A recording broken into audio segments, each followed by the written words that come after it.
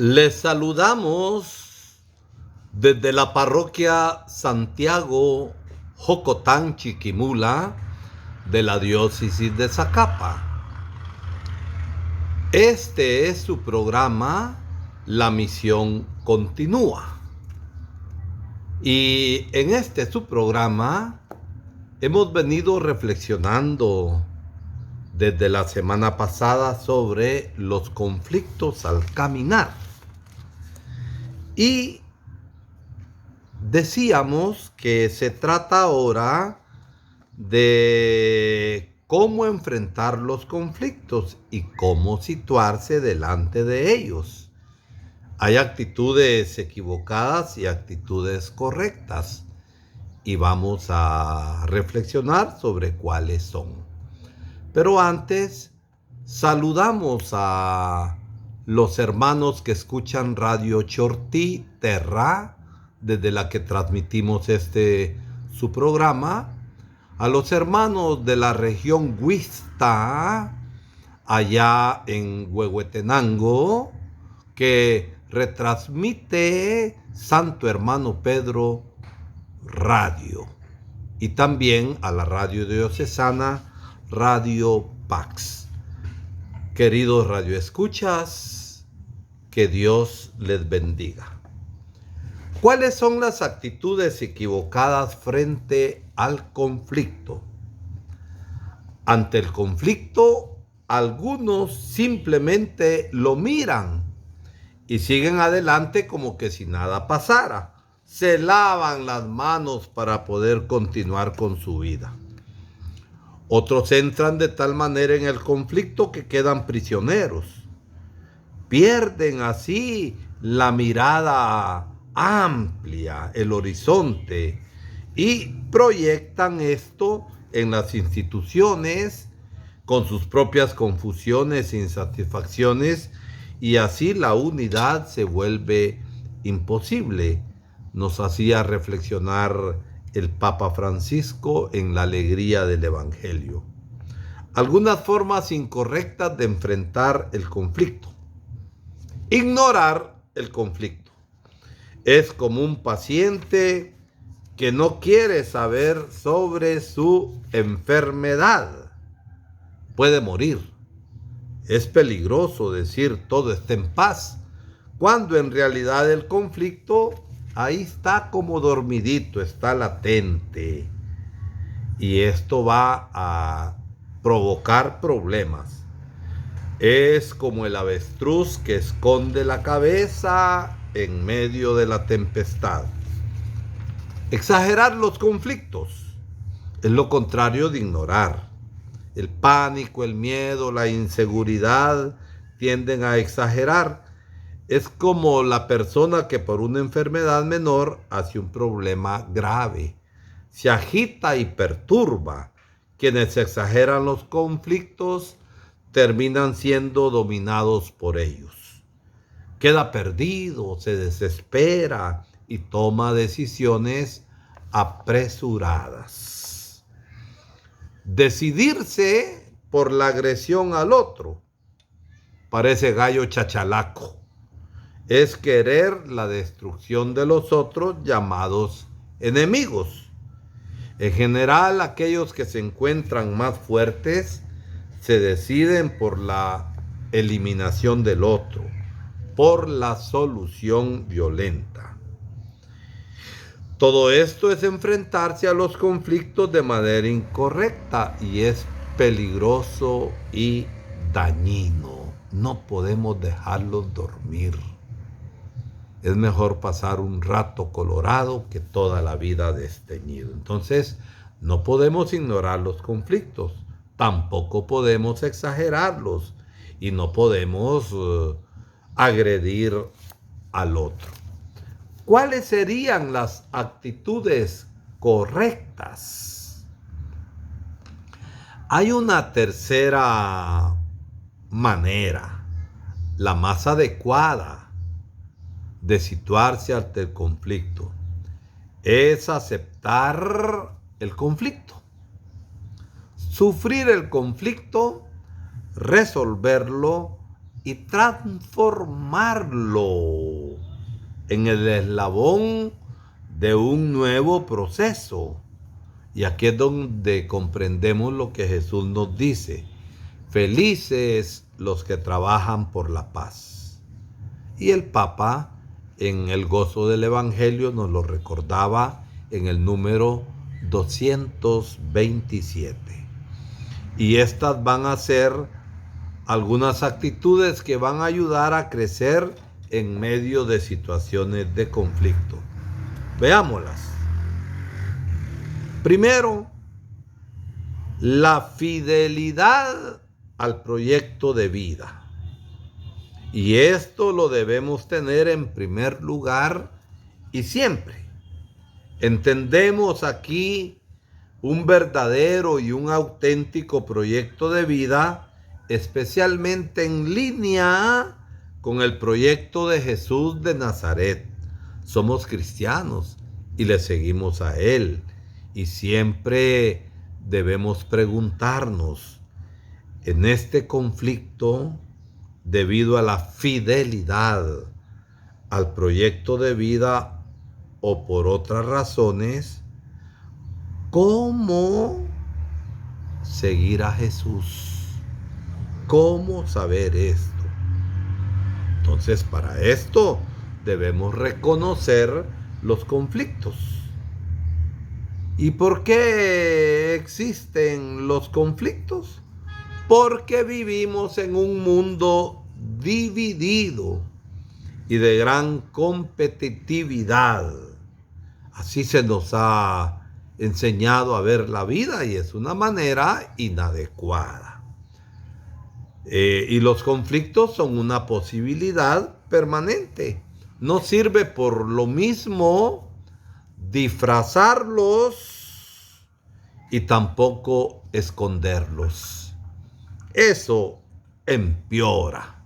Tenemos que reconocer el conflicto, serenarnos y ver cómo solucionar el conflicto. Repito, es mejor afrontar el conflicto, no esconderlo, porque toda la vida desteñida no podemos vivir. Es mejor un rato colorado. Entonces tenemos que reconocer.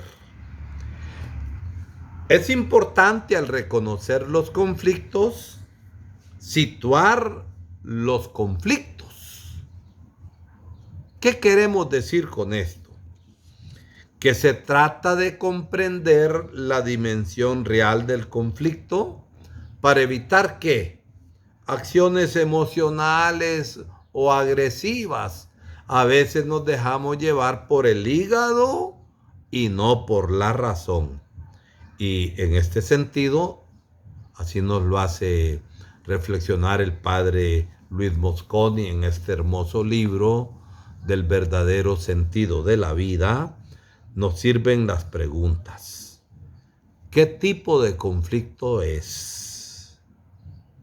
¿Por qué este conflicto? ¿Por qué motivo? ¿Por cuál motivo? ¿Dónde y cuándo sucedió? ¿Y cuáles son las consecuencias? Y esto en un ambiente de serenidad para no perder el pensamiento. Una vez que somos capaces de situar el conflicto, tenemos que, parte de la aceptación del conflicto es asumirlo. Y cuando se asume, se integra en la marcha de la vida personal, de la vida comunitaria y también en la historia nuestra y en la historia de los demás. Es saber discernir y sacar lecciones de vida. Y para esto nos sirven las preguntas. ¿Qué nos enseña este conflicto? ¿Qué luces y llamadas recibimos? Y cuando se nos va aclarando la cosa, entonces otro paso es buscar siempre las salidas. no vivimos para estar en conflicto permanente. Estar en conflicto permanente busca pleitos. Esto no está bien. Por sí mismo, los conflictos desgastan nuestra vida. Asumimos conflictos en vista de una vida más digna para todos. Y por eso tenemos que buscar salidas apuntando ¿a qué? Al crecimiento de todos. Y esto se logra a través de un diálogo participativo. Quien ama más, toma la iniciativa primero. Perdemos de vista esto. Miren, un pequeño ejemplo. A veces tenemos conflicto con otra persona y decimos, es que el otro tiene la culpa y es el otro el que tiene que empezar a ver cómo soluciona. Hay orgullo que nos detiene para solucionar el conflicto. Se trata de un diálogo participativo y tomemos la iniciativa para solucionar los conflictos. La fidelidad absoluta a los valores del Evangelio. El discípulo verdadero de Jesús siempre tiene la práctica de Jesús como la palabra decisiva. Es luz, pero también es decisión que hemos de tomar. Y también en el caso de los conflictos. Esto es sorprendente cuando en el Evangelio vemos cómo Jesús enfrentó los conflictos. De ahí la importancia que tenemos todos de estudiar el Evangelio, hacer memoria y recordar cuando estemos en medio del conflicto, cómo Jesús se situó ante el conflicto y cómo el Señor solucionó los conflictos. Estar al lado de las víctimas, de los sin voz y sin oportunidad. Ante los conflictos no hay neutralidad. No podemos y no es posible quedar afuera. No podemos ser indiferentes. Al igual que Jesús, debemos ponernos del lado de quienes son víctimas de conflictos injustos. Es la práctica del amor, es la práctica de la solidaridad con los débiles. Pero no se trata de dar la razón así nomás simplemente, sino que debemos cuestionarlos también cuando sea necesario. Y si caminamos como Jesús, optamos ¿por qué? Por la espiritualidad de la no violencia. Fijémonos que todas las soluciones violentas que tienden a eliminar a los demás siempre van a terminar en derrota. Creer en el poder de la verdad y del diálogo, de la humildad y del desarme interno. Esto es importante. La no violencia no es cobardía. Es una cuestión de firmeza y de dignidad, de convencimiento pleno. Es más fácil dejarnos llevar por sin la razón de manera bestial. La no violencia hace posible desarrollar una comunión en las diferencias, mirando a los demás en su dignidad más profunda, en la amistad social y la solidaridad. Los conflictos, las tensiones y las cosas opuestas pueden alcanzar una unidad en la diversidad que engendra nueva vida. Así nos hace reflexionar el Papa Francisco en su hermosa reflexión sobre el gozo del Evangelio. Hay que aprender siempre.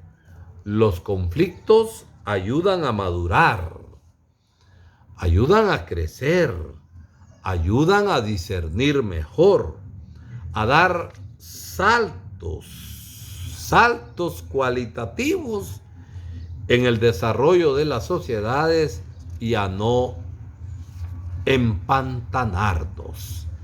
Entonces, hay actitudes correctas y actitudes incorrectas. Veamos en ese sentido cuál es el camino que estamos realizando para solucionar los conflictos. Y en este sentido decíamos que es necesario ver siempre a Jesús. Jesús de Nazaret es una vida fiel a la voluntad del Padre y en medio de muchos conflictos. Es ahí donde el Señor se convierte en luz, verdad y camino a quien nosotros seguimos y amamos. No se trata de decir soy cristiano y actuamos no como cristianos. Entonces Jesús de Nazaret lleva una vida fiel a la voluntad del Padre en medio de los conflictos. Y en ese sentido basta que veamos el Evangelio y nos damos cuenta cómo Jesús vivió una vida llena de conflictos, de principio a fin. Se enfrentó con sus compatriotas, con sus parientes, con los doctores de la ley y de los fariseos, con el templo y sus sirvientes, y con el imperio romano revolucionando los modos de pensar. Jesús no era un buscapleitos por su modo de actuar que rompía los esquemas de injusticia. Tuvo el Señor que enfrentarse y con su palabra de amor, de justicia y de verdad dar las pautas para la solución de los conflictos. También entró en conflicto con sus discípulos, con los apóstoles, especialmente con Simón Pedro, aquel que cuando el Señor preguntó que para ustedes, ¿quién soy yo? Tú eres el Hijo del Dios vivo. Pero después cuando habló de su pasión y muerte, lejos de ti, Señor, a ti no te suceda esto. No había comprendido el camino de Jesús. Apártate de mí, Satanás.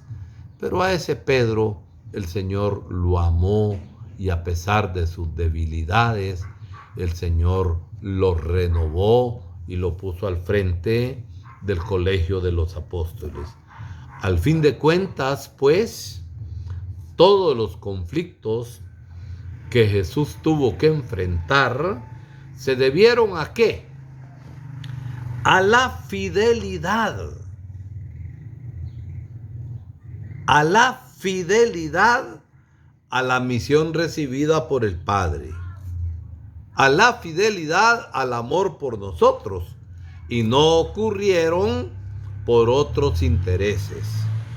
Jesús nunca abandonó la misión. Siempre estuvo presente en su vida, en sus decisiones y opciones. Toda la vida de Jesús giró en torno al reino de Dios, que Él hizo presente con su palabra y con su modo de actuar. Los conflictos que surgieron fueron una consecuencia del hablar y del hacer de Jesús. A veces los provocaba de propósito para desenmascarar cosas incorrectas. En el momento más crítico y difícil de su vida, Jesús entró en conflicto consigo mismo y fue en el huerto de los olivos. Sentía la angustia y el miedo ante lo que se le venía encima al día siguiente y esa misma hora. Y tal fue la situación que sudó gotas de sangre. Y está comprobado que cuando la persona está en un máximo grado de estrés, sale una sustancia como que si fuera sangre del sudor. Y esto era ese conflicto que tenía consigo mismo. Padre, si es posible que pase este cáliz, el cáliz del sufrimiento. Su condición humana pedía eso. Pero esa misma fidelidad humana y amorosa y justa le llevó a aceptar la voluntad del Padre. Si es posible que pase de mí este cáliz, pero que no se haga mi voluntad, sino la tuya. Y el Señor se quedó, y se quedó hasta morir en la cruz. Entonces, Jesús asumió los conflictos de un modo consciente y libremente, sin convertirse en una víctima. Algunos de nosotros hacemos cara de una Magdalena sufriente y no de la auténtica Magdalena, que sufría pero seguía fiel y seguía fiel por la esperanza. Entonces, Jesús sabía en su conciencia por qué estaba ocurriendo esto. Y por eso los conflictos los convirtió en momentos significativos para aclarar sus opciones y sus decisiones. Tampoco respondió como los agresores y siempre apeló a la no violencia. Felices los que trabajan por la paz. Felices los que son perseguidos por la justicia. Entonces, Cristo ha unificado todo en sí. Cielo y tierra lo unificó. Dios y hombre, tiempo y eternidad, carne y espíritu, persona y sociedad han sido unificadas en su propio corazón. Ha unificado todo en sí. Cielo y tierra, Dios y hombre, tiempo y eternidad, carne y espíritu, persona y sociedad. La señal de esta unidad y reconciliación de todo en sí es la paz. Y por eso nosotros decimos, Cristo es nuestra paz. Y uno de los mayores anhelos de la humanidad es la paz plena, la paz interior en el corazón, la paz exterior en el ambiente. Tarde o temprano las personas de todo el mundo tendrán que encontrar, a pesar de los conflictos, una forma de convivencia pacífica. Sin la paz no hay futuro. La violencia contra todo ser humano debe ser tan abominable como devorar su carne.